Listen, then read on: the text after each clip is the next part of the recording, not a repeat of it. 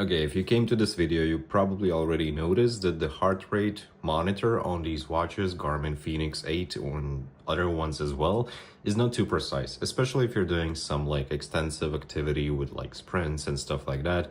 It's not gonna be good. But if you already have a watch, maybe you don't want to purchase like the official Garmin chest strap for heart rate monitor. Maybe you already have something else that you already purchased before the watch itself, just like I do. I already have the Myzone MZ3 chest strap available for like more than 5 years, and it works perfectly. And there's no like simple way how you can synchronize the Myzone app itself with the Garmin Connect or Garmin watches, but you can add any external chest strap to the Garmin watch and use that as a primary source of information for your heartbeats. And to do that, well, I already have chest placed on me, right? I'm wearing it, and you need to turn on your heart rate monitor, external one, no matter the vendor or whatever. So make sure that it is turned on. When it is turned on, all the activities are happening on a watch itself. So you need to click the upper left, upper right button here and scroll down to, hope you can see it. Yeah, you can scroll down to the settings. Here you'll find connectivity, sensors and accessories.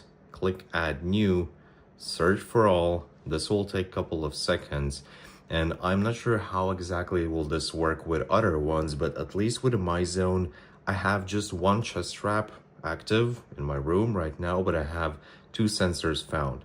And you will at least I could not ever connect to the one which is called Myzone.